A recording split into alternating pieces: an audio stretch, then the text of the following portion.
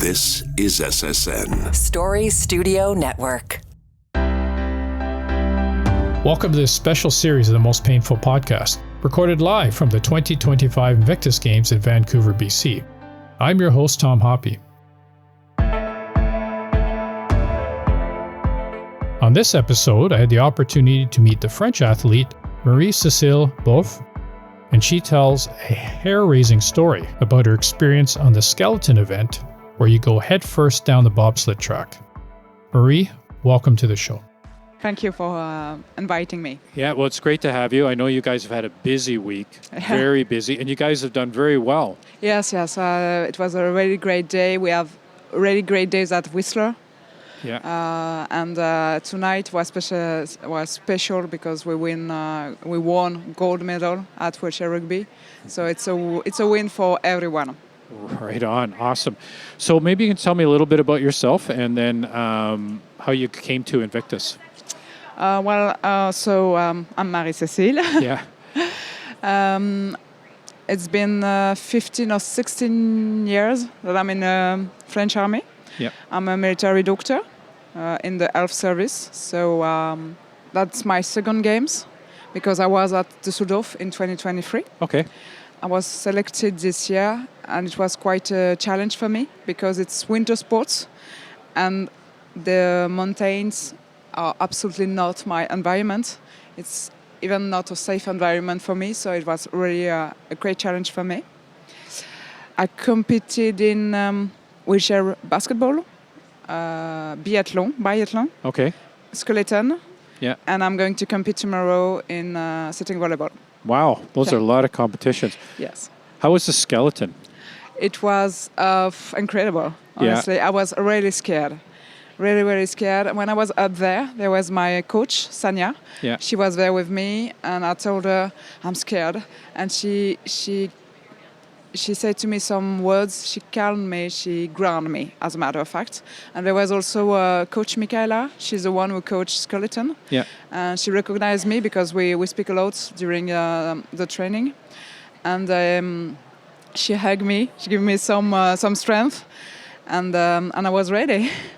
At the first, it's very slow, so it's okay. Yeah. And then all of a sudden, you take some speed, and everything goes so fast. You think that you are going to get out of the sledge, but now you stay in, and the centrifuge force. Yeah.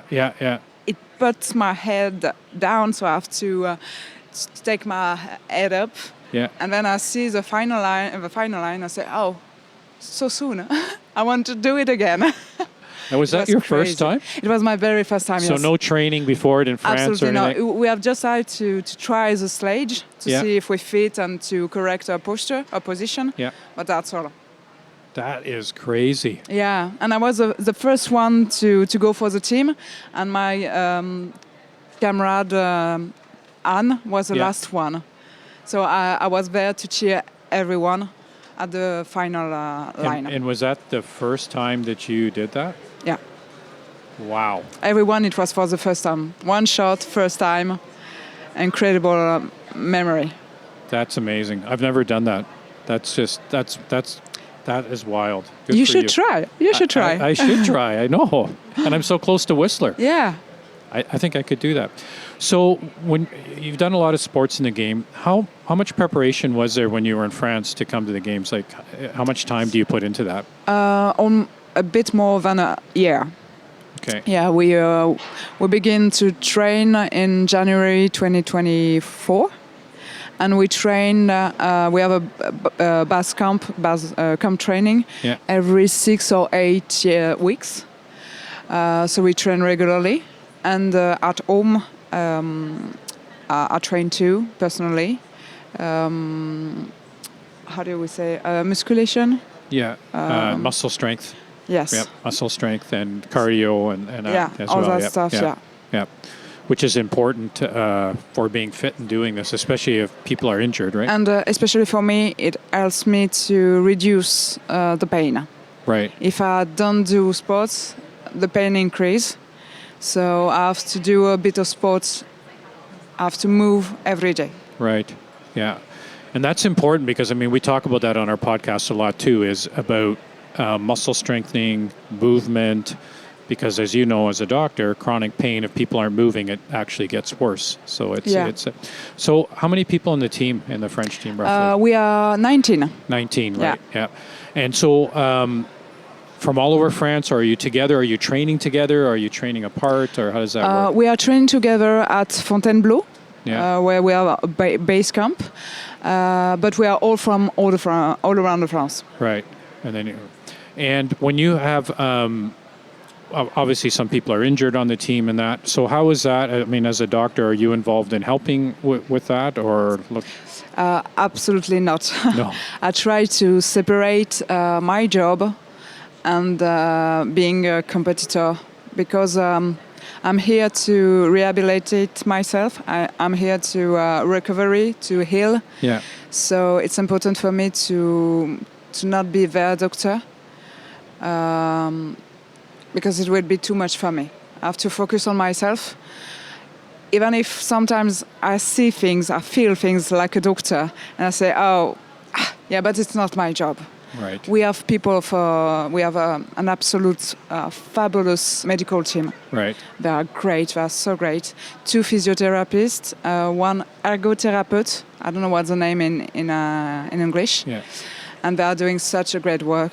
So they are here for us, the girls and the women are here for us, and that's great. Yeah, so when you're doing your training, I'm curious, because I mean, chronic pain, we know it, like the research here in Canada, chronic pain, veterans suffer twice that of the population. So in the Canadian population, it's 20%, veterans is 40%.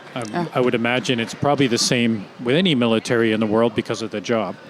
Is there any teaching or any lessons to the competitors on how to manage pain, or to be aware of chronic pain? Is there any of that type that your team's doing?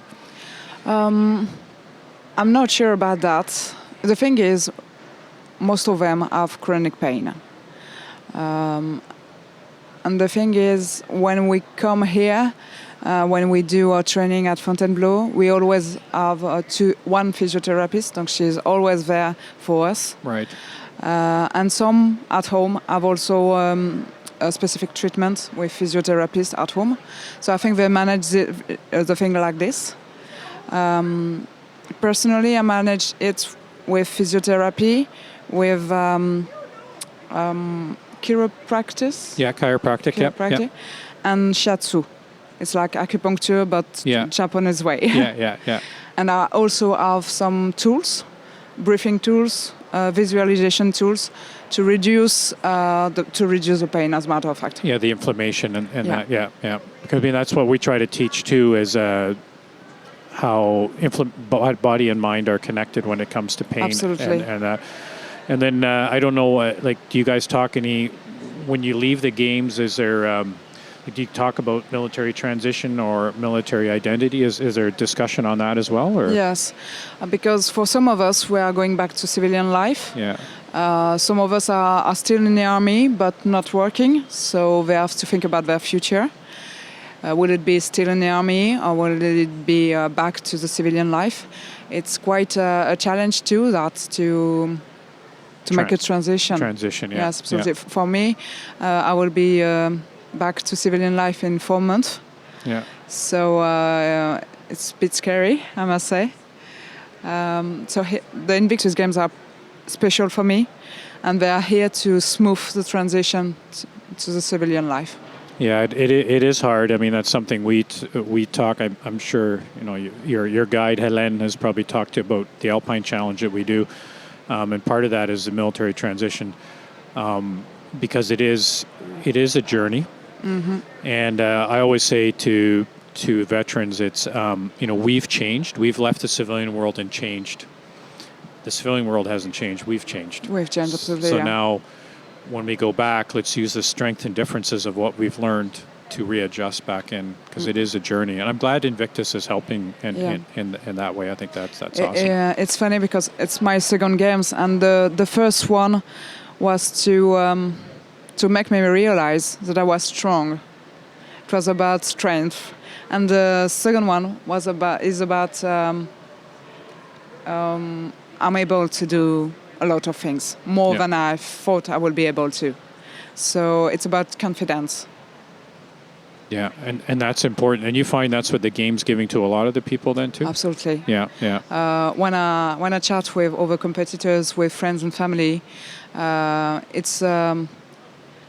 it heals everyone.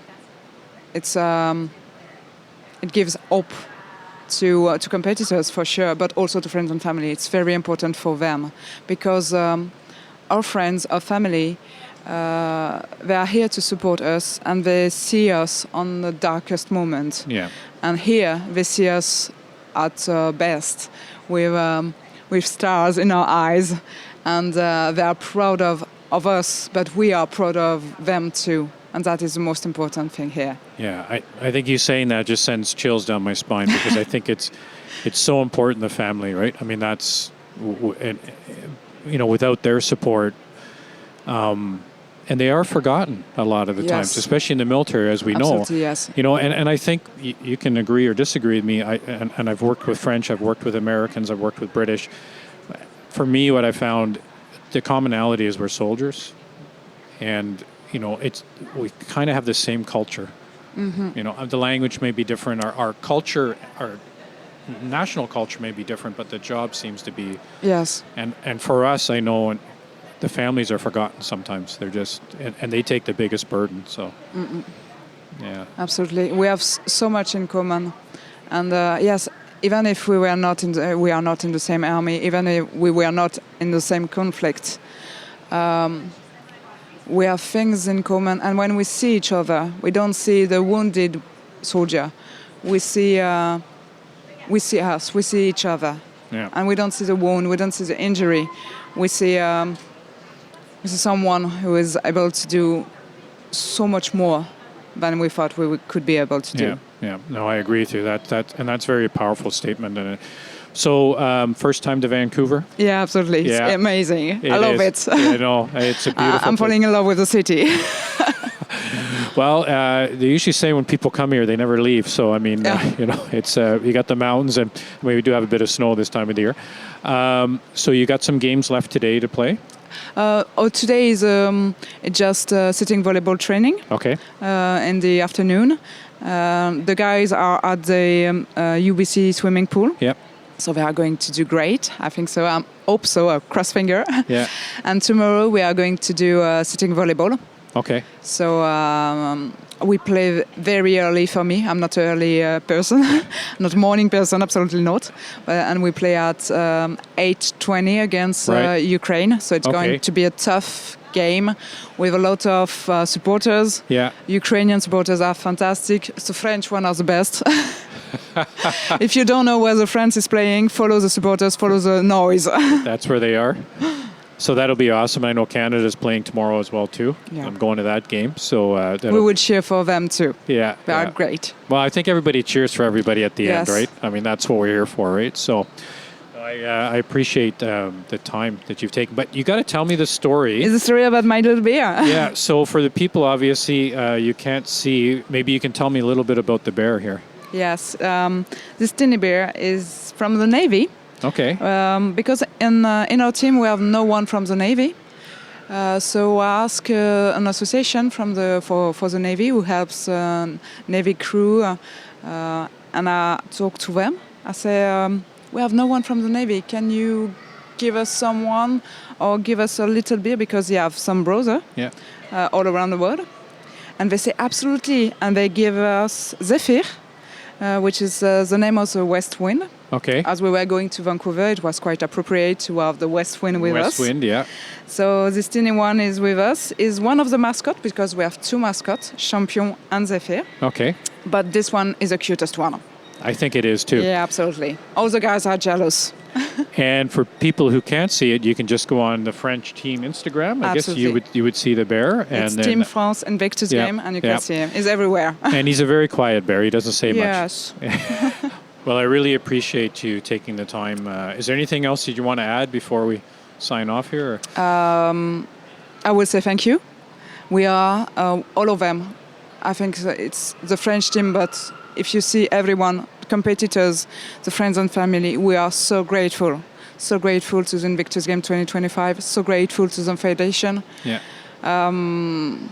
These memories are going to be with us all of our life, I think. All my life, I will remember. I will remember my skeleton. I will remember all that. That is awesome. Like the skeleton is. Yes, and the thing is, I won a medal. So it's completely crazy. You left that out to the end. Yes. You should have led with that. Yes, bronze medal. Good for you. In skeleton was absolutely unexpected. So first time down the track, head first, and then you walk away with a bronze medal. Yes, we were two at the bronze medal because we were same time, same speed. So I share this medal with someone from Korea. Yeah. And we were all of them. We were on the podium together. It was so great. It's unbelievable. I think we should have started the podcast with that. But that's good. I think that's awesome. Okay, well, Marie, thank you so much for being on the show. Thank you.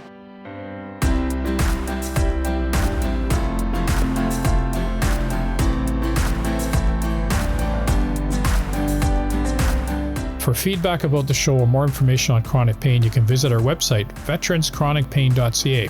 And if you want more information on Invictus, you can go to their website, invictusgamesfoundation.org.